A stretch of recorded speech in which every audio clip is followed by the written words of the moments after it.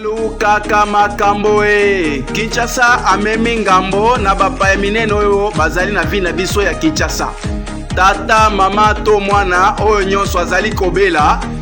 Dr Bali azali deja na vi na biso ya Kinshasa na bakisi na ye oyo ezali kobikisa bato nyonso bazali kosepela.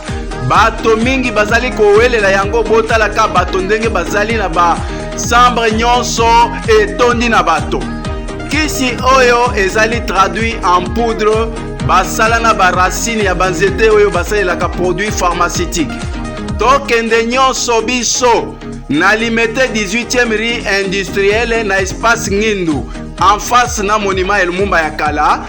Ndako oyo bozali komona bazali na bakisi bato bazali kuna batondi.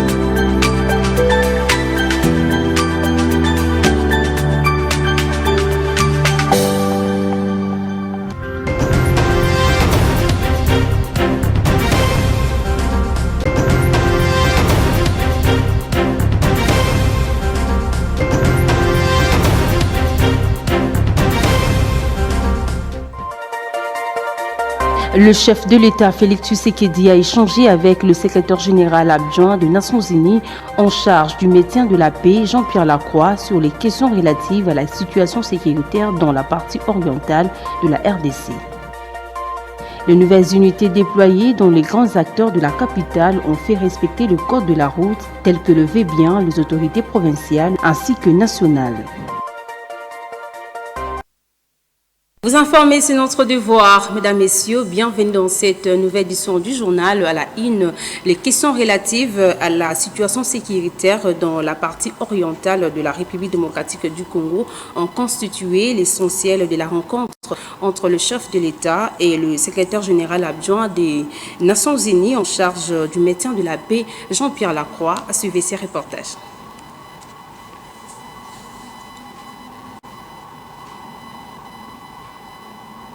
Reçu ce jeudi à la Cité de l'Union africaine par le président de la République Félix-Antoine Tshisekedi Tshilombo en compagnie de Bintou Keïta, représentante spéciale du secrétaire général des Nations Unies et chef de la MONUSCO, Jean-Pierre Lacroix, secrétaire général adjoint de l'ONU chargé des opérations de maintien de la paix, a dit avoir eu avec le chef de l'État des entretiens sur les efforts visant à faire cesser les hostilités dans l'est de la République démocratique du Congo, à activer les processus diplomatiques et à ramener la paix durable ainsi que la résolution de cette situation dramatique qui a occasionné trop de victimes congolaises et la perte aussi des soldats de la paix. Face à cette situation, les hauts fonctionnaires des Nations Unies s'est réjoui de l'adoption à l'unanimité de la résolution 2773 du Conseil de sécurité des Nations Unies. Nous avons une plateforme aujourd'hui sur la base de laquelle nous allons travailler. C'est la résolution 2773 du Conseil de sécurité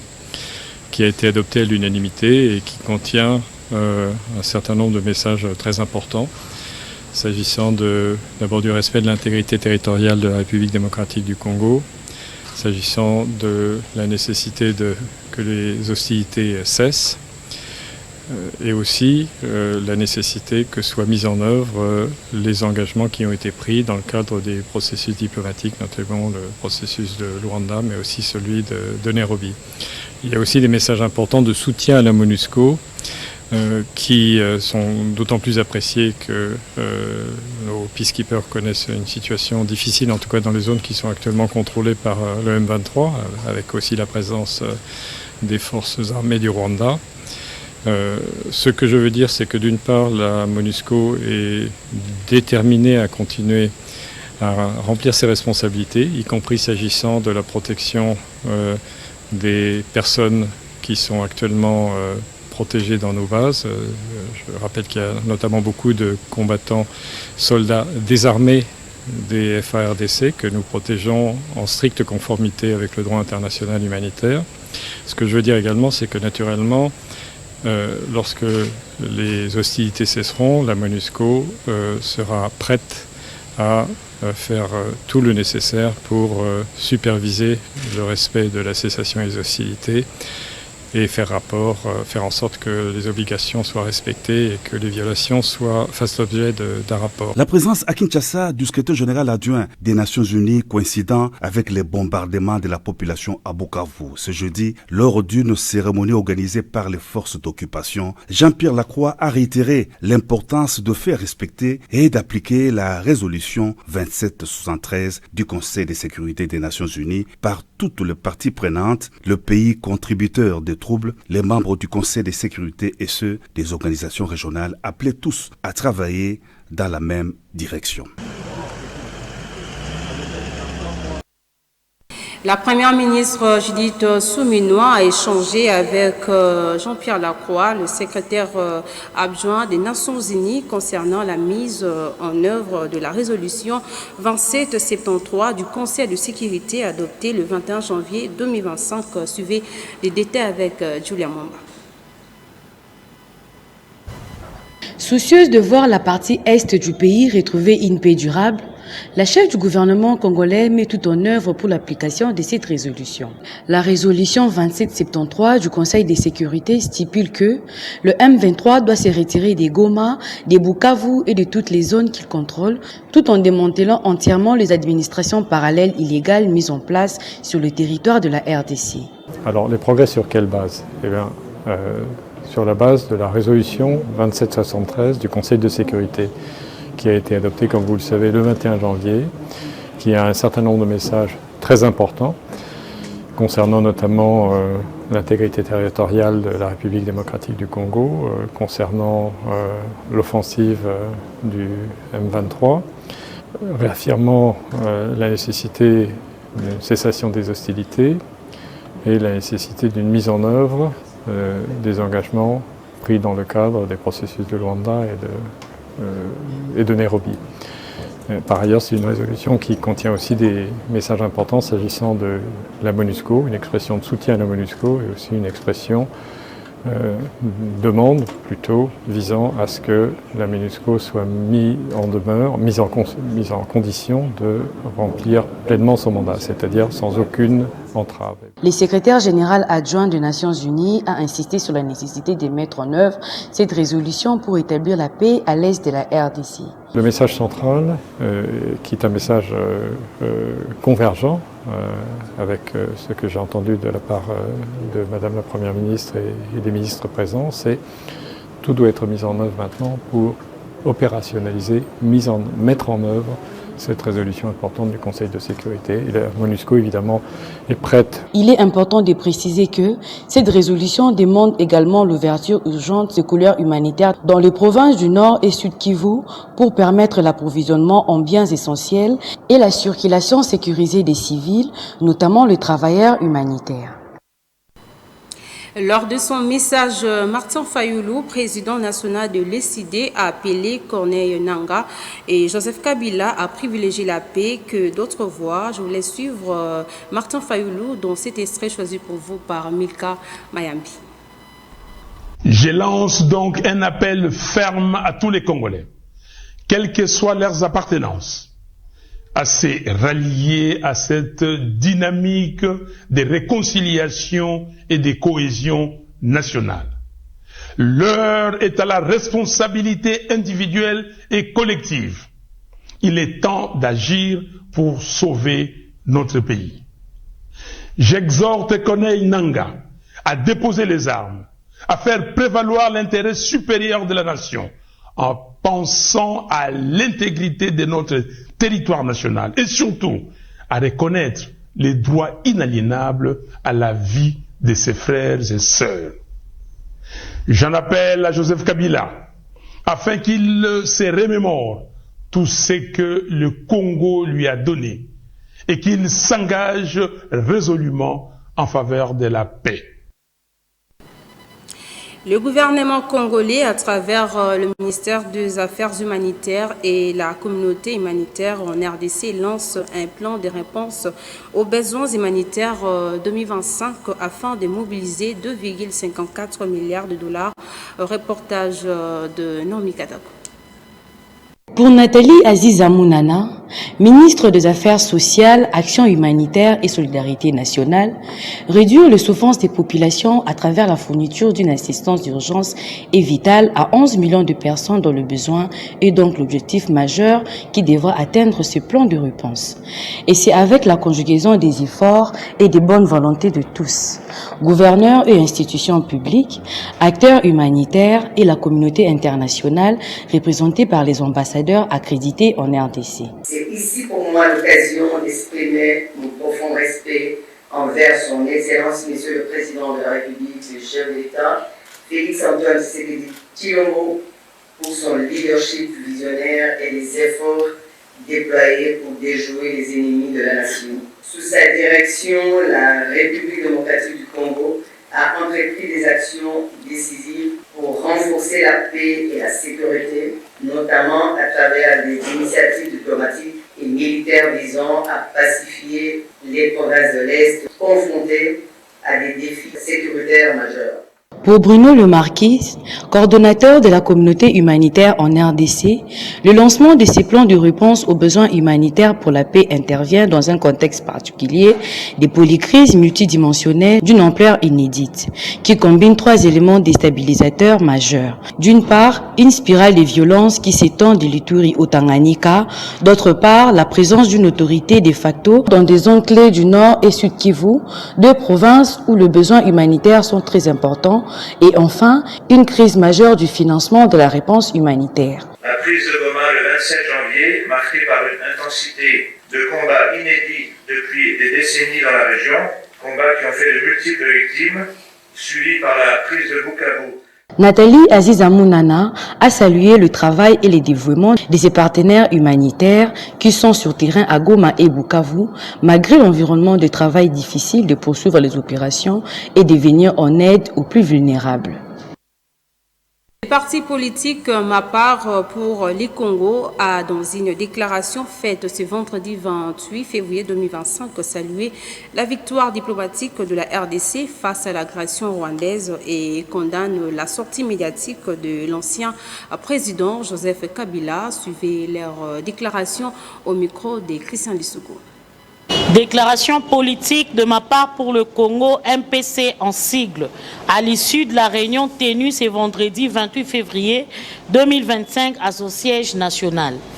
En regard de la situation politique préoccupante et enjeu de l'heure en République démocratique du Congo, le parti politique Ma Part pour le Congo, membre de l'Union sacrée de la nation, parti cher à son Excellence Tshisekedi Etienne, autorité morale, du président national AI, l'honorable docteur Espérant Kamanda Tchoni, du secrétaire général AI, le professeur docteur Sylvain Chikoji Mbumba, 1. Salue la victoire diplomatique du président de la République, chef de l'État, son Excellence Félix-Antoine Tshisekedi Tshilombo, exposant le Rwanda à des sanctions et mesures prises par les États-Unis, le Royaume-Uni, le Parlement européen, etc. 2. Salue la visite du procureur Karim de la CPI dans la ville-province de Kinshasa et espère que cette visite aboutira à des sanctions et mandats d'arrêt internationaux contre le terroriste de l'AFC M23. 3.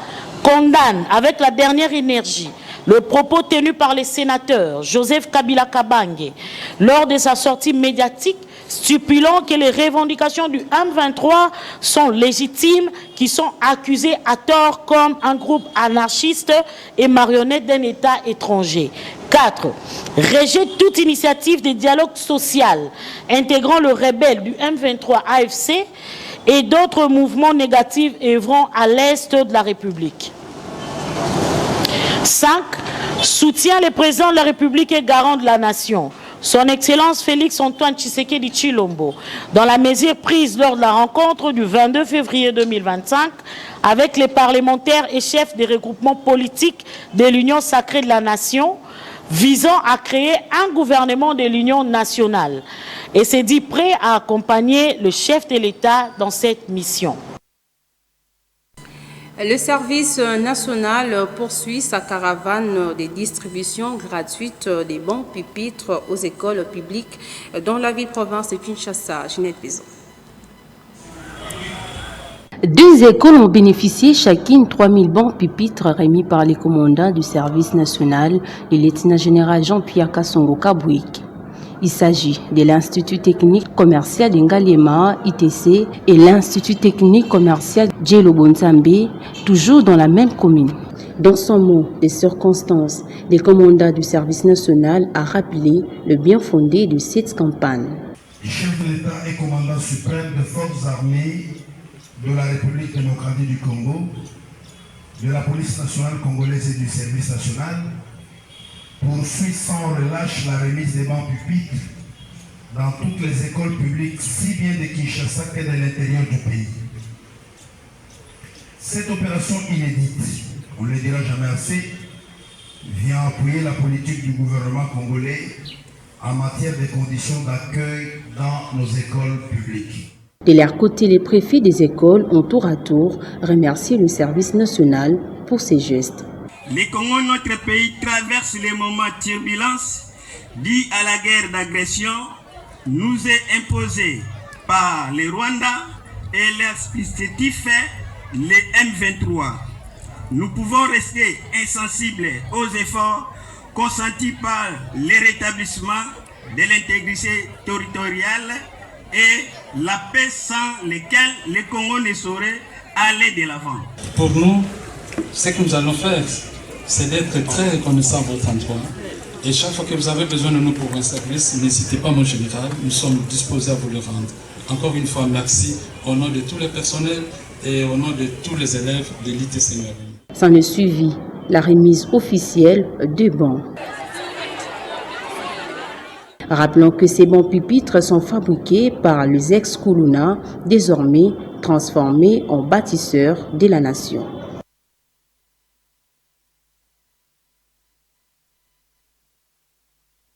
Et en marge du 4e Forum national sur la vaccination, Marie Toumba, directrice du programme national de la santé des reproductions, a annoncé une campagne de vaccination contre les cancers du col de l'utérus. Suivez-le dans ses propos recueillis par Copain Koutoumissa et Fanny Tiswaka.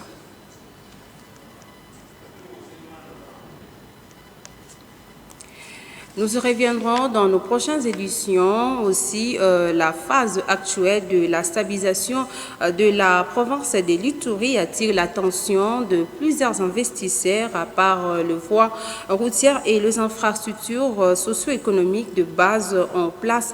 L'énergie s'invite un nouveau réseau moyenne et basse tension est en construction dans le chef-lieu de l'Ituri.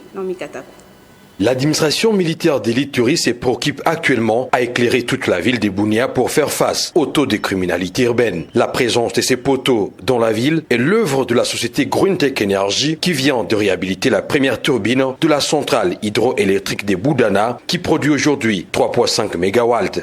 En 7 mois, nous avons pu réparer une première turbine là, qui a passé plus de 30 ans en panne. Nous l'avons réhabilitée et cette turbine a répondu favorablement à nos attentes. Nous sommes déjà en train de les consommer d'ailleurs. C'est une turbine de 3,5 MWh. Il y a la deuxième turbine aussi que nous avons héritée fort malheureusement qui avait une puissance faible de 1,2 MWh. Nous avons stoppé le fonctionnement pour que l'on puisse voir par quelles mesures possibles remonter cette puissance initiale qui est justement de 3,5 MWh. La chargée de marketing de cette société annonce que le cash power sera utilisé pour davantage booster l'économie de cette province en voie de stabilisation. Déjà avec l'installation de compteurs Cash Power, que nous avons les compteurs triphasés et les compteurs monophasés. Les monophasés sont des compteurs que nous avons prévus pour le ménage. Les triphasés sont des compteurs que nous avons prévus pour les industries, les grands consommateurs, s'il faut le dire, hein, et les commerciales. Et c'est pour de grandes capacités industrielles. Ces compteurs-là sont déjà même disponibles dans notre entrepôt. Au-delà du secteur de l'énergie, les infrastructures routières et aéroportuaires en cours de modernisation à Bunia attirent les grands investisseurs en Ituri, question de mettre fin tant soit peu au chômage qui pousse nombreux jeunes à affreindre à la loi. Ces différents secteurs figurent dans le pilier prioritaire du chef de l'État congolais, Félix Antoine Tshisekedi Tshilombo, dans son deuxième quinquennat en cours. Ici à Ituri, cette vision est matérialisée par les commandants des opérations et gouvernants militaires de l'Ituri, le lieutenant-général Luboyon Kachama Johnny. À Kinshasa, les nouvelles unités déployées dans les grands acteurs de la capitale ont fait respecter le code de la route tel que le veulent bien les autorités provinciales ainsi que nationales. Suivez cet élément signé par Delphine Tundula. En réponse à la décision des autorités matérialisée par le commissaire divisionnaire adjoint de la police nationale congolaise, ville Kinshasa, le général Beski Limbalimba, les nouvelles unités de la police ont été déployées dans les grandes artères pour mettre la main sur les conducteurs auteurs de contraventions. Sur la route Poilo par exemple, quelques conducteurs ont été interpellés. Justement la troisième bande, l'État n'a pas la manœuvre pour nous baluka. Ndeba komanda baye kozwana nazana troisième bande ma troisième bande pour année to comme na charge nzela polo comme na charge makasi kwa banzela eza lisusu ti tous les chauffeurs ba mo s'intéressé kaka poilo beza mukie na sima mukie wana yango ba chauffeur ba mo wa sens unique na tongo embouteillage les makasi kwa biso mingi to sela ka boulevard ni bakangi no troisième bande ba cosité eza solo te ba cosité eza solo to ko constater que yo bakangi biso pour la sécurité tout mo troisième bande pour banzela eza lisusu ti Elo na singa ba kunza bungisa subanzela banzela zate ya moto mo débordé ba banzi to ki ba troisième bande ba kanga biso so ba bungisi banzela za na moto tamba normal. Pour le commandant en place, la police va faire respecter les codes de la route. Libeko ya balabala te. Chauffeur na vu la Kinshasa a commis kokumba mutuka ndenge ya lingi. Mutu nyonso za pressé, ave bate ko respecter limite ya moninga na limite na ye. Mais bango bakomi ko déborder ba bande neti o mituka no chocho mona oyo mituka no choyo to kangi yango na troisième bande ko banda mutu ali boso tina oyo asuka to kangi bango na troisième bande musala oyo bazo sala basunga ba meka ko sunga l'état po bazo tambola mabe embouteillage to boyete ke koko zala te embouteillage koko zala mais il faut mbatu batambola tango yo zo à troisième bande zo calé bato bazo kita so bato bazo mata po amata na bande normal. Yango na na embouteillage yo freiner so doata nyonso wana ezo tomber sur les commissaires commandant ville qui a zo sala mutala mala muté so kande bango ba se passe yango wana ju mikano ya ke to sala la to sa discipline pour na ko interpeller ba oyo nyonso balingi ko to sa ba code de la route.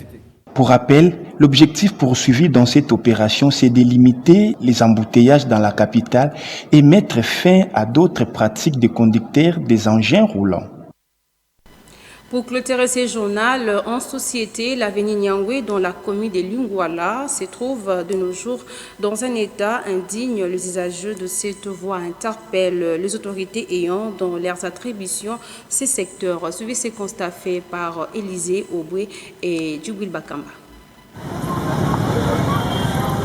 C'est depuis un temps relativement long que la célèbre avenue Nyangwe dans la commune de Lingwala a perdu tout son éclat. De la direction Mouchi jusqu'au rond-point Willery, là, c'est du désordre total chez les conducteurs des engins roulants car c'est la course contre la montre, ainsi personne ne veut céder à l'autre l'espace de circuler librement. Cette voie si importante de cette municipalité est rongée par des nids de poules, des troussailles-là et de la boue.